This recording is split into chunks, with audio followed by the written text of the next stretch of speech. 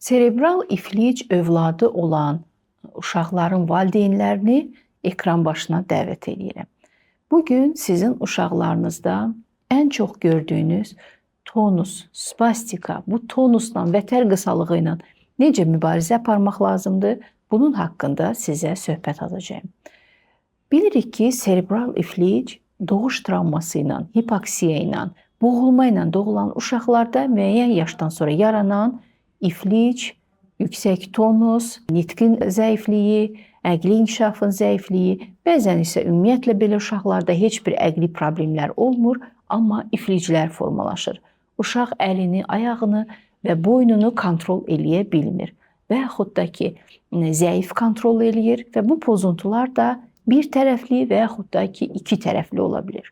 Amma bugün sizə danışmaq istədiyim əsas məsələ serebral iflicdə müəyyən yaşdan sonra yaranan yüksək tonusdur. Əsasən uşağın 11-12 ayından sonra bədənində bərkimələr yaranmağa başlayır. Bu bərkimələri biz əlində və yaxud da ki, uşağın ayağında görə bilirik. Əlində gördüyümüz bərkimə uşağı qolunu yuxarı qaldırmaq istəyəndə qolunu yuxarı qaldırmaq çətin olur, böyük döş əzələsində gərginlik olur. Uşağın qolunu açmaq istədikdə qolunu açmaq çətin olur, uşağın qolu daima yumruqda olur, dirsəkdən yığılmış olur. Bu bizdə deməli dirsəyi bükən, qolu bükən əzələlərin, fleksor əzələlərin, yəni bazonun iki başlı əzələsi, brachioradialis əzələsi bu əzələlərin tonusu nəticəsində yaranır və çox vaxtı da uşağın barmaqları yumruqdan bükülmüş vəziyyətdə olur. Bu vəziyyətdə, yüksək tonus vəziyyətində biz uşağa idman etsək də, hər hansı bir müalicələr etsək də, onu öyrətmək istəsək də, o əl atıb oyuncaqları götürmək, əl atıb nəyisə suyunu içmək kimi funksiyaları məhdud olur. Nəyə görə? Çünki yüksək tonus uşağa buna imkan vermir. Eyni vəziyyəti biz ayaqlarında görə bilərik. Uşağın ayaqları dizdən bükülmüş olur və yaxud da ki, ayaqlar bir-birinin üzərinə çarpazlaşmış olur. Uşaq ayaqlarını yerə qoyanda barmaqları ucunda addımlayır. Bunlar da uşağın yeriməsini gecikdirir. Çünki yüksək tonus nəticəsində uşaq tabanını rahat yerə qoymur, müvazinətini saxlaya bilmir. Bu problemləri aradan qaldırmaq üçün dünya tibbi bir neçə üsul tətbiq edir. Ən yüngül hallarda məsləhət görülür ki, uşağa daima idman hərəkətləri, müəyyən masaj hərəkətləri olunsun ki, əzələlər həmişə yumşaq qalsın. Lakin bir müddətdən sonra uşağa hətta idman etmək belə çətin olur.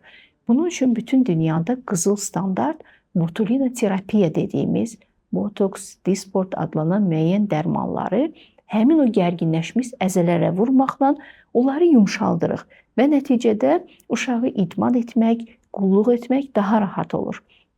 Məsələn, uşağın qolunda bükülmə varsa, biz deməli iynəni onun qolunu bükən əzələyə vururuq. Nəticədə əzələ yumşalır və uşaq əlini daha rahat açır. Eyni şeyi biz ayaqlarında da dizindən bükülübsə, barmaq ucundadırsa, bu istənilən əzələyə tətbiq etməklə onun yumşalmasına səbəb oluruq. Və nəticədə uşağı gələcəkdə hər hansı bir travmalardan, sınıqlardan qorumuş oluruq. Nəyə görə? Çünki çox vaxtı uşaqları bu cür yüksək tonuslu uşaqları ağladaraq, incidərək güclə idman edirlər. Güclə idman etdikdə zaten ağlayan uşaq özünü biraz da sıxır və nəticədə biz əzələni hərəkət etdirmək istəyəndə əzələ də sümüyə bağlanır.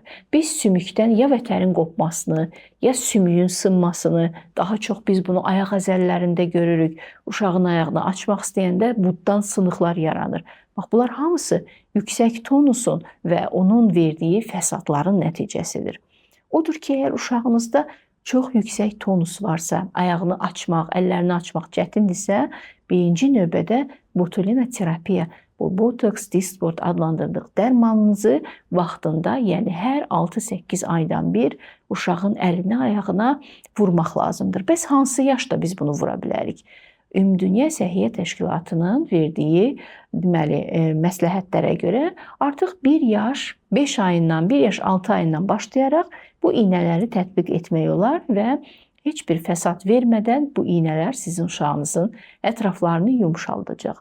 Əlbəttə, müəyyən bir müddətdən sonra əməliyyatlara da ehtiyac gəlir. Bu daha çox heç bir idman olunmayan, vaxtında bu iynələri vurdurmayan uşaqlarda tonus həddən çox yüksək olur. Yüksəlmiş tonus vətəri qısaldır və qısalmış vətər artıq belə deyək, uşağın ətrafının statik kontrakturuna səbəb olur və nəticədə o vətəri kəsib açmasaq, o əli açmaq mümkün deyil. Bu artıq gecikmiş mərhələdir.